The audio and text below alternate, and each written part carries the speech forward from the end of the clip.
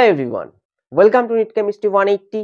আজকে আমরা দেখে নেব আইসিএসসি 2025 ক্লাস 10 এর যে বোর্ড এক্সাম হতে চলেছে তার কেমিস্ট্রি এক্সামের ফার্স্ট যে চ্যাপ্টারটা আছে আমাদের, অর্থাৎ পিরিয়ডিক প্রপার্টিজ, এবং সেখান থেকে আমরা কি কি টাইপ অফ কোশ্চেন পেতে পারি। অর্থাৎ ফার্স্টে আমরা এমসিকিউ দেখব, তারপরে ওয়ান ওয়ার্ড টার্ম দেখব, টেবিল বেসড কোশ্চেন দেখব, এবং সেকশন বি তে কি ধরনের কোশ্চেন আসতে পারে সব টাইপের কোশ্চেন কিন্তু আজকে আমরা দেখে নেব। এটা আমাদের পার্ট 1 ভিডিও। আমরা যে পার্টগুলো এখানে কভার করতে পারবো না সেই পার্টগুলো আমরা পার্ট 2 তে দিয়ে দেবো। আমরা বেশি লেংদি ভিডিও করব না, যাতে তোমরা কম ভিডিও দেখে খুব সহজেই maximum amount of question attempt করতে পারো এবং ম্যাক্সিমাম স্কোর করতে পারো কেমিস্ট্রিতে, সেটাই আমাদের লক্ষ্য। তো চলো ভিডিওটি শুরু করছি। দেখো, ফার্স্টে আমরা এমসিকিউ টাইপ অফ কোশ্চেন দেখে নেব। আমি এখানে 5টা এমসিকিউ লিখেছি। এই 5টায় যে আসবে এমন কোনো কথা নেই, কিন্তু এরকম টাইপের কোশ্চেন দেবে এবং এই 5টা ক্যাটাগরি কোশ্চেন খুবই ইম্পর্টেন্ট। প্রত্যেকটা দেখো আলাদা ক্যাটাগরির, আমি যখন সলভ করব তখন তোমরা বুঝতে পারবে। দেখো ফার্স্ট কোশ্চেন কি বলেছে, in the periodic table the alkali metals are placed in the group. Periodic টেবিলে কোন গ্রুপে অ্যালকালি মেটালস গুলোকে রাখা হয়? চারটে অপশন আছে, 1, 11, 17, 18। তো আমরা যদি শেষের থেকে শুরু করি, 18 নাম্বার অফ গ্রুপে আমাদের রাখা হয় নোবেল গ্যাস অথবা রেয়ার গ্যাসগুলোকে। 7 যেমন হিলিয়াম, নিয়ন, আর্গন, এইটা হচ্ছে গ্রুপ 18। 17 গ্রুপে রাখা হয় আমাদের হ্যালোজেন, অর্থাৎ যারা সল্ট ফর্ম করে। হ্যালোজেন কারা কারা? Fluorine, chlorine, bromine, iodine. 11টা হচ্ছে আমাদের ট্রানজিশন এলিমেন্টস,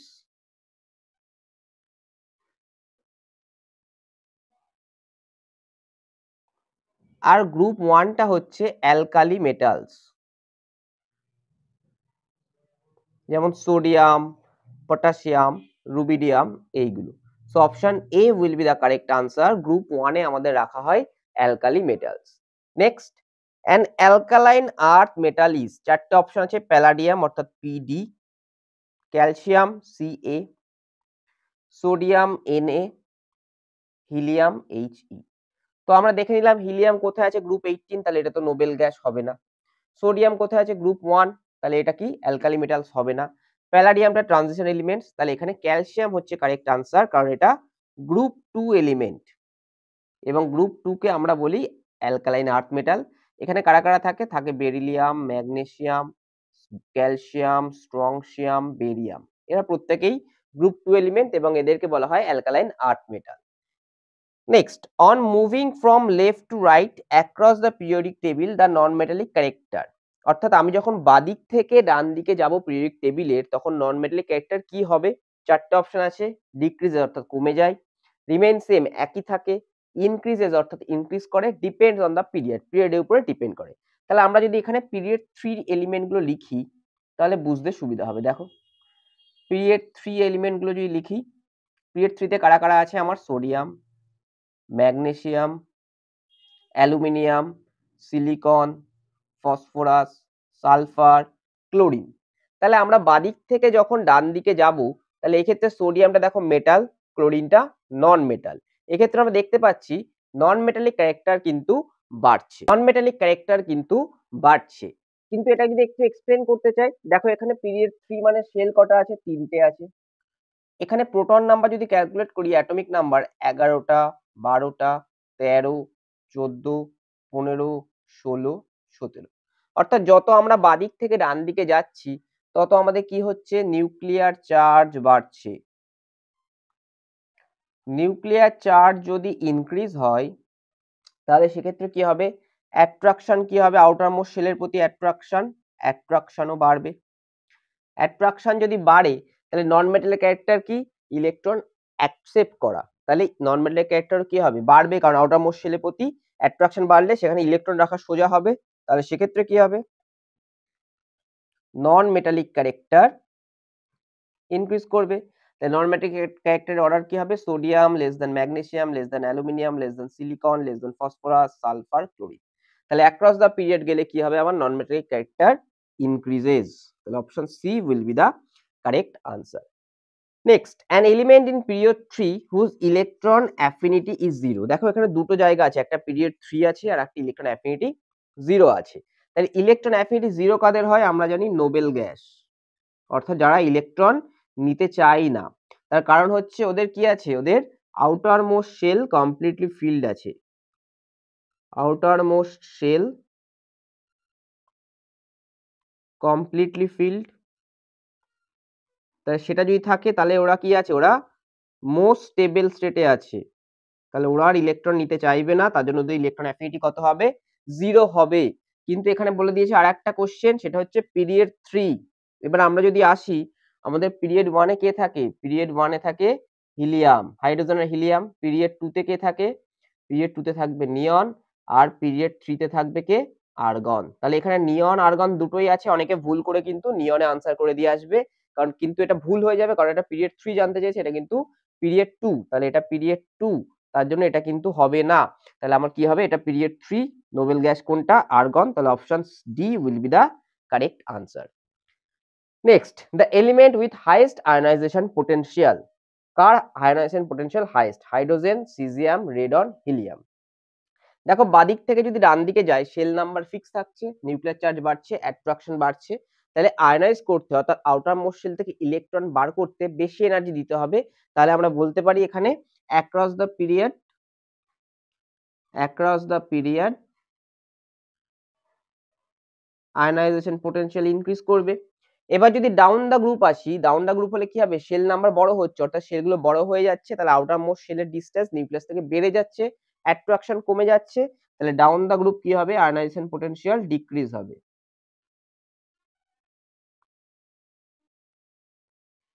এবার এখানে চারটে অপশন চেয়েছে, দেখো হাইড্রোজেন আছে, হিলিয়াম আছে, তাহলে হাইড্রোজেন হিলিয়ামের মধ্যে কার বেশি হবে, আমি জানি এখানে হাইড্রোজেন আছে, এখানে হিলিয়াম আছে।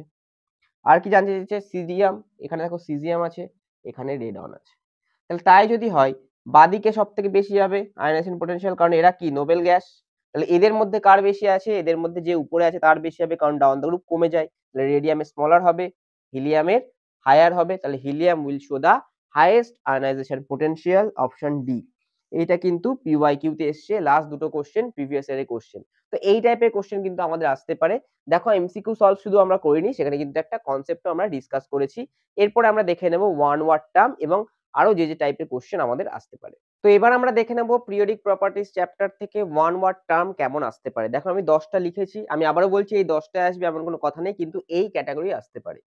The elements present in the first period, অর্থাৎ ফার্স্ট পিরিয়ডে কোন কোন এলিমেন্ট আছে, আমরা জানি হাইড্রোজেন আর হিলিয়াম। তোমাদের এইখানে কিন্তু একটা জিনিস মাথায় রাখতে হবে, এটা কিন্তু one word or chemical term, কেউ কিন্তু হাইড্রোজেনের এইচ আর হিলিয়ামের এইচই লিখে দিয়ে আসবে না, তোমরা বড়জোর ওয়ার্ডে লিখে ব্র্যাকেটে তোমরা আর কি সিম্বলটা দিতে পারো। তাহলে কারা কারা থাকবে, ফার্স্ট পিরিয়ডে আমরা জানি হাইড্রোজেন থাকে, তার ফর্মুলা হচ্ছে এইচ, এবং সেই সঙ্গে আমাদের হিলিয়াম থাকে, তার ফর্মুলা হচ্ছে He। Next, the element with least ionization potential in the third period, তাহলে থার্ড পিরিয়ড এলিমেন্ট কারা কারা আছে আমরা একটু লিখে ফেলি। থার্ড পিরিয়ড এলিমেন্ট আছে আমাদের sodium, magnesium, aluminium, silicon, phosphorus, sulphur, chlorine এবং আর্গন। তাহলে অ্যাক্রস দ্য পিরিয়ড গেলে আমাদের কি হচ্ছে, দেখো শেল নাম্বার ফিক্সড কিন্তু নিউক্লিয়ার চার্জ বাড়ছে, এখানে নিউক্লিয়ার চার্জ কত 11, এখানে 18। তাই যদি হয় তাহলে অ্যাট্রাকশন কি হবে, আউটার মোস্ট শেলের প্রতি বাড়বে, তাহলে আউটার মোস্ট শেল থেকে ইলেকট্রন বার করতে আমাকে বেশি এনার্জি দিতে হবে। তাহলে অ্যাক্রস দ্য পিরিয়ড যদি যায়, অ্যাক্রস পিরিয়ড আমি একটু আগেই যেটা বললাম, আয়নাইজেশন পোটেনশিয়াল কি হবে, বাড়বে। তাহলে আয়নাইজেশন পোটেনশিয়াল বাড়লে অর্ডার কেমন হবে, এরকম হবে, sodium less than magnesium increasing অর্ডারে আমাদের চলে আসবে। তাহলে লোয়েস্ট কার পাবো, লিস্ট সোডিয়াম। তাহলে এখানে আমি আবারও বলছি, আমাদের কিন্তু লিখতে হবে, কথায় লিখতে হবে, অর্থাৎ ওয়ার্ডে লিখতে হবে সোডিয়াম, ব্র্যাকেটে আমরা দিয়ে দিলে দিতে পারি ফর্মুলাটা। Next, the element with highest electron affinity in third period, আবার দেখো থার্ড পিরিয়ড এলিমেন্ট রয়েছে এখানে, তাহলে একই রকম ভাবে থার্ড পিরিয়ড এলিমেন্টগুলো যদি লিখে ফেলি, sodium, magnesium, aluminium, silicon, phosphorus, sulphur, chlorine, এটা আমাদের পিরিয়ড 3। ইলেকট্রন অ্যাফিনিটি কাকে বলে, আউটারমোস্ট শেলে ইলেকট্রন অ্যাড করলে যে এনার্জিটা রিলিজ হয়। তাহলে কোথায় সহজে ইলেকট্রন অ্যাড করা যাবে, যেখানে আমাদের কি হবে, অ্যাট্রাকশন বেশি, তাহলে অ্যাক্রস দ্য পিরিয়ড গেলে কি হচ্ছে, আমাদের অ্যাট্রাকশন বেড়ে যাবে, কারণ নিউক্লিয়ার চার্জ বেড়ে যাচ্ছে। তাহলে ইলেকট্রন গেইন এনথালপি আর ইলেকট্রন অ্যাফিনিটি কি হবে, অ্যাক্রস দ্য পিরিয়ড ইনক্রিজ হবে। তাহলে এটা হবে এরকম অর্ডার, সেম অর্ডার। তোমরা অ্যাটলিস্ট মনে রাখবে, আয়নাইজেশন পোটেনশিয়াল, ইলেকট্রন অ্যাফিনিটি এবং ইলেকট্রোনেগেটিভিটি অ্যাক্রস দ্য পিরিয়ড এবং ডাউন দ্য গ্রুপ একই অর্ডার ফলো করে। তাহলে এখানে কি বলেছে হাইয়েস্ট ইলেকট্রন অ্যাফিনিটি, সেটা কার দেখতে পাচ্ছি আমরা ক্লোরিন।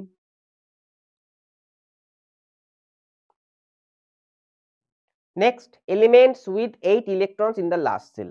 লাস্ট সেলে 8 ইলেকট্রন কাদের থাকে তাদেরকে বলা হয় rare gas or noble gas. Exception আছে আমাদের যেটা হিলিয়াম, যার বাইরে দুটো ইলেকট্রন আছে।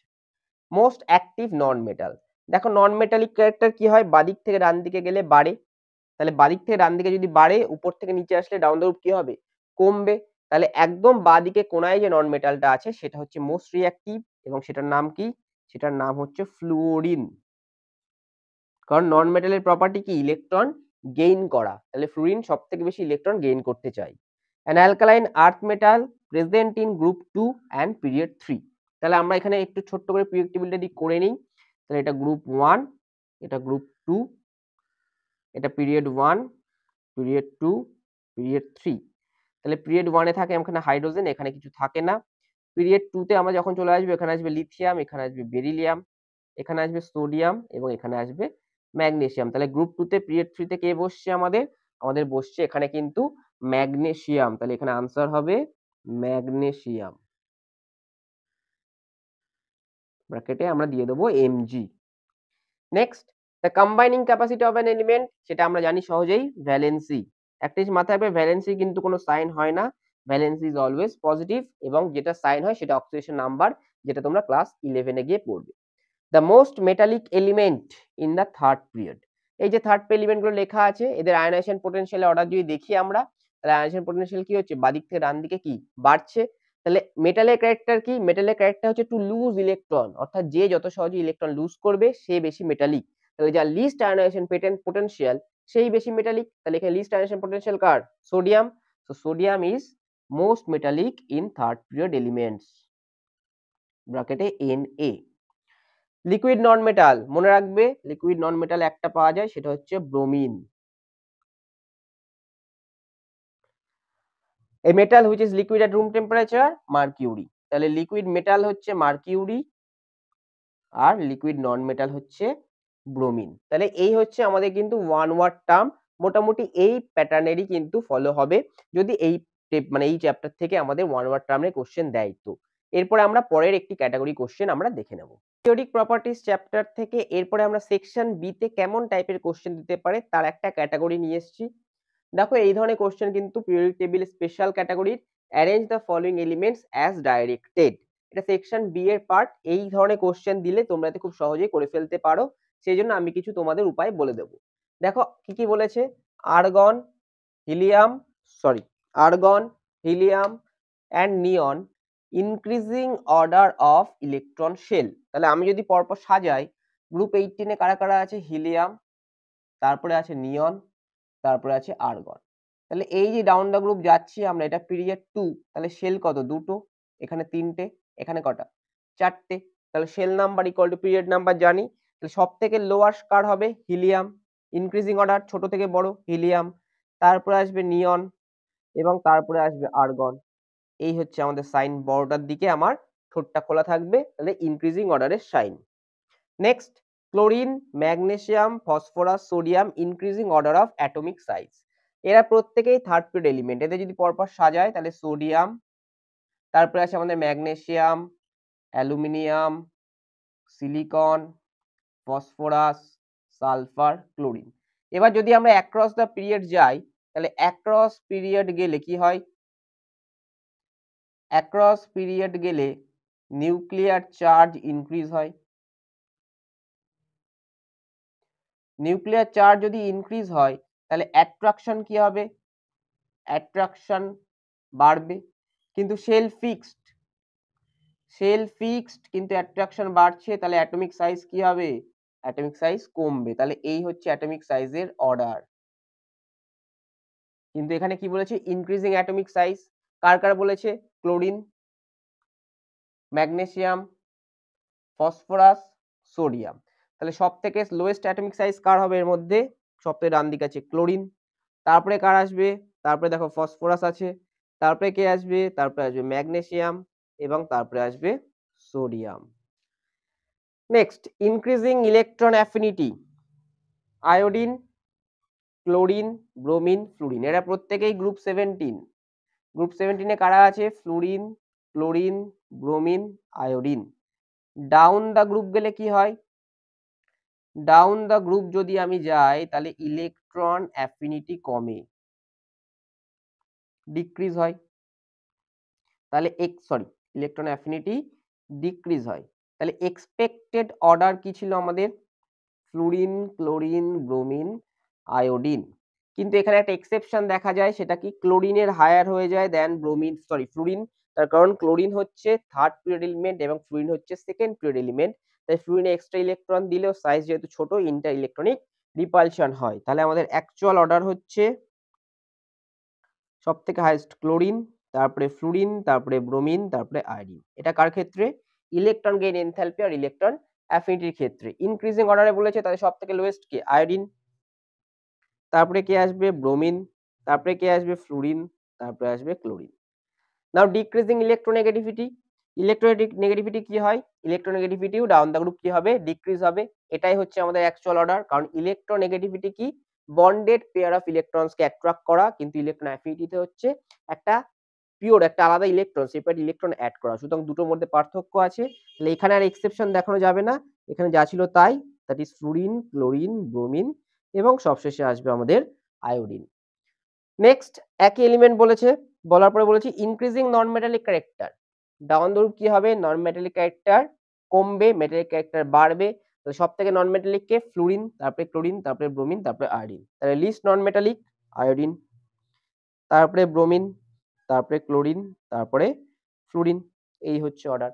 দেখো আমরা কিন্তু এই যে ভিডিওটা করলাম আজকে, সেই ভিডিওতে কিন্তু আমরা ফার্স্টে এমসিকিউ জানলাম, তারপরে ওয়ান ওয়ার্ড টার্ম জানলাম এবং সবশেষে আমরা সেকশন বি এর কিছু পার্ট জানলাম। আরো কিছু জিনিস বাকি আছে, যেমন ডেফিনেশন, রিজনিং বেস কোশ্চেন এবং পিরিয়ডিক প্রপার্টিজ থেকে একটা টেবিল বা চার্ট বেসিস কোশ্চেন দিতে পারে। এই সমস্ত টপিক নিয়ে আমরা সেট 2 তে আসবো ভিডিওর।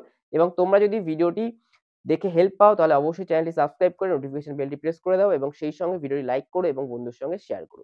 দেখা হচ্ছে আগামী ভিডিওতে। আমরা কিন্তু এইভাবে আইসিএসসি ক্লাস 10 এর যে 2025 এর বোর্ড এক্সাম হতে চলেছে কেমিস্ট্রিতে, তার আগে তোমাদের প্রত্যেকটা চ্যাপ্টার থেকে এইভাবে আমরা কিন্তু টপিক ওয়াইজ কোশ্চেন নিয়ে আসবো এবং সবশেষে আমরা কিন্তু ফুল সিলেবাসের উপরে কেমন প্যাটার্নে কোশ্চেন হতে পারে সবকিছু নিয়ে ভিডিও বানাবো। তাই অবশ্যই চ্যানেলটি ফলো করতে থাকো এবং আমি আশা করছি এই চ্যানেলটি ফলো করলে তোমরা প্রত্যেকেই আইসিএসসি 2025 এক্সামে কেমিস্ট্রিতে 90+ স্কোর করতে পারবে। নমস্কার।